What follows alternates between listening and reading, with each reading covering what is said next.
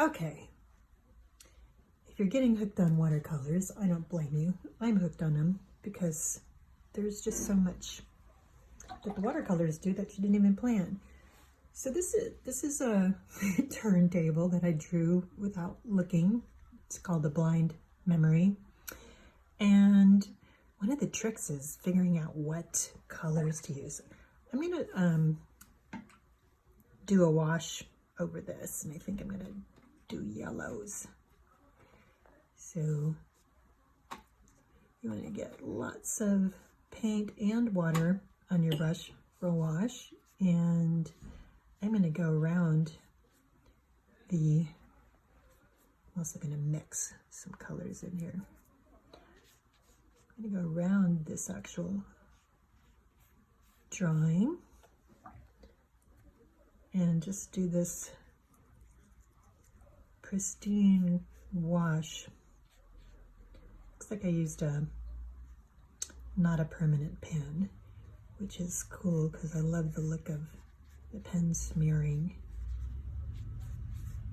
So if you have enough water, you have a little bit of time to get that first layer, and that's what you want, is a layer. So as you start adding, as you see, it becomes more like mud, but if I still have that water on there, so it's going to be a little bit more forgiving.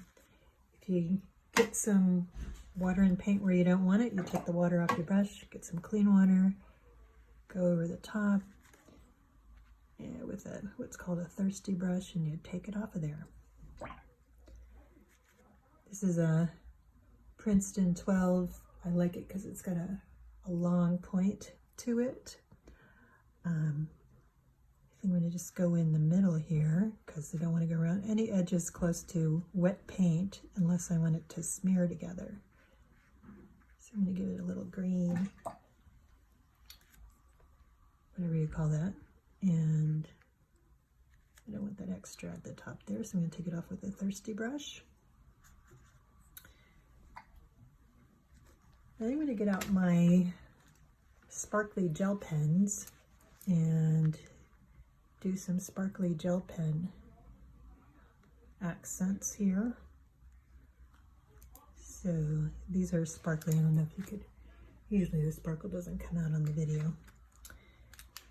And I don't know, kind of like the minimal look, but I'm going to also give it some, I am a fan of dots. So I'm going to give some dots over there, gives it more an interesting look.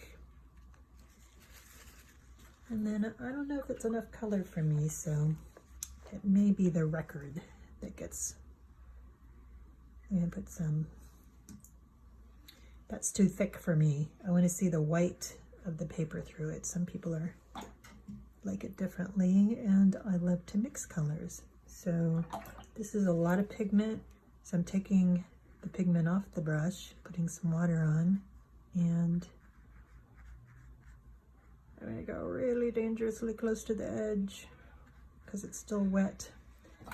I'm not painting a house, so I don't want to make that too uniform, because that's what gives watercolor an interesting look, is all the different variations in there. A little bit more purple. Get dangerously close to that green that's still wet.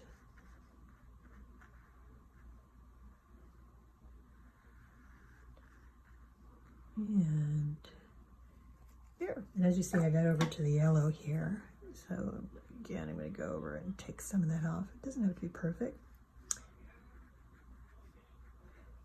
The other thing you can do with the paper towel, although I do like the way that looks, go over the top with the paper towel and give it some texture, but I like it without the texture. All right, one of the tricks is knowing when to stop. I think I'm going to stop there. You can also take a picture of it each stage along the way in case you overdo it and wish you hadn't. There's a little thing. You know what? I'm going to put some more. I feel like you just got to listen to your intuition, and my intuition is saying a little bit more paint up here. Let that pen smear a little bit because that gives it an interesting look. Maybe a little over here. Somebody stop her. You want to kind of balance colors. So if I have a green here, I want to put a green someplace else and balance it. And look at the record, it's bleeding down here. So I'm going to try and take some of that off with a thirsty brush and with the paper towel. Okay, we'll just pretend like that's a shadow.